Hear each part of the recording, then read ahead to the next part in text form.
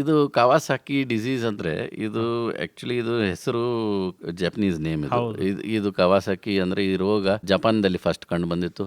ಅವರು ಡಾಕ್ಟರ್ ಹೆಸರು ಅವ್ರ ಹೆಸರು ಮೇಲೇ ಯಾರು ಕಂಡು ಹಿಡಿದಿದ್ದಾರೆ ಅವ್ರ ಹೆಸರು ಮೇಲೆ ಇದು ರೋಗ ಹೋಗಿದೆ.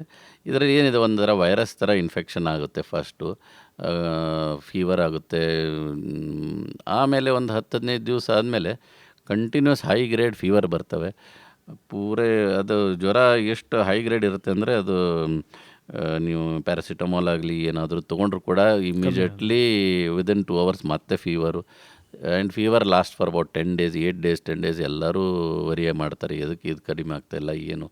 ಆ್ಯಂಡ್ ರುಟೀನ್ ಬ್ಲಡ್ ಇನ್ವೆಸ್ಟಿಗೇಷನ್ಸ್ನಲ್ಲಿ ಯಾವ ಬ್ಯಾಕ್ಟೀರಿಯಾ ಅಥವಾ ಮಲೇರಿಯಾ, ಟೈಫಾಯ್ಡ್ ಈ ಥರ ರೋಗದ ಟ್ರೀಟ್ಮೆಂಟ್ ಮಾಡಿದರೂ ಕೂಡ ಅವು ಯಾವ ಗುಣ ಆಗಲ್ಲ.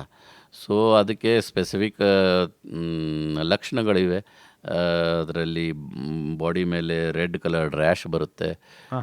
ನಾಲಿಗೆ ಎಲ್ಲ ರೆಡ್ ಟೊಮ್ಯಾಟೊ ಸ್ಟ್ರಾಬೆರಿ ಥರ ರೆಡ್ ಕಲರ್ ಆಗುತ್ತೆ. ಸ್ಕಿನ್ನಲ್ಲಿ ಎಲ್ಲ ಪೀಲಿಂಗ್ ಸ್ಟಾರ್ಟ್ ಆಗುತ್ತೆ. ಆಮೇಲೆ ಐಸ್ನೂ ಎಲ್ಲ ರೆಡ್ ಇಂಜೆಕ್ಷನ್ ಆಗಿರೋ ಥರ ಕೆಂಪು ಕಣ್ಣಾಗುತ್ತೆ. ಸೊ ಇದು ಒಂದು ಸೆಪರೇಟ್ ಡಿಸೀಸ್ ಇದೆ. ಇದರಲ್ಲಿ ಹಾರ್ಟ್ಗೆ ಏನು ಸಂಬಂಧ ಆಯ್ತು ನೀವು ಕೇಳ್ಬೋದು. ಇದರಲ್ಲಿ ಅರೌಂಡ್ 1 month ಆದಮೇಲೆ ಅವು ಹಾರ್ಟ್ದಿಂದ ಏನು ಸಪ್ಲೈ ಆಗುವಂಥ ಮೇನ್ ಕೊರೊನರಿ ಆರ್ಟ್ರಿ ಅಂತೀವಲ್ಲ, ರೈಟ್ ಸೈಡ್ದಾಗಲಿ ಲೆಫ್ಟ್ ಸೈಡ್ದಾಗಲಿ, ಅದರಲ್ಲಿ ಒಂಥರ ಎನ್ಯೂರಿಸಮ್ ಅಂದರೆ ಬಲೂನ್ ಥರ ಉಬ್ತಾವು. ಅವು ಬಲೂನ್ ಗತೆ ಉಬ್ಬಿದ ಮೇಲೆ ರೌಂಡ್ ಆದಮೇಲೆ ಅದರೊಳಗೆ ಬ್ಲಡ್ ಕ್ಲಾಟ್ ಆಗುತ್ತೆ. ಅಂದಮೇಲೆ ಮುಂದ್ಗಡೆ ಬ್ಲಡ್ ಹೋಗಲ್ಲ, ಅದು ಹಾರ್ಟ್ ವೀಕ್ ಆಗಿ ಹಾರ್ಟ್ ಅಟ್ಯಾಕ್ ಕೂಡ ಆಗಬಹುದು.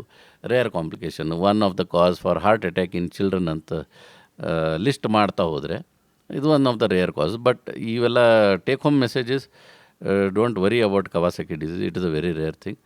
ಬಟ್ ಈ ಥರ ನಿಮ್ಗೇನು ಲಕ್ಷಣ ಹೇಳಿದ್ನಲ್ಲ, ಇದರಲ್ಲಿ ಹಾಗಿದ್ದಾಗ ಒಂದು ಇಕೋಕಾರ್ಡಿಯೋಗ್ರಫಿ ಮಾಡಿ ಹಾರ್ಟ್ದು ಇನ್ವಾಲ್ವ್ಮೆಂಟ್ ಇದೆನಾ ಅಥವಾ ಇಲ್ಲ, ಅಥವಾ ನಿಮ್ಮಲ್ಲಿ ಚಿಕ್ಕ ಮಕ್ಕಳ ತಜ್ಞರು ಸಸ್ಪೆಕ್ಟ್ ಮಾಡಿದಾಗ ಮಾಡ್ಲಿಕ್ಕೆ ಬರುತ್ತೆ.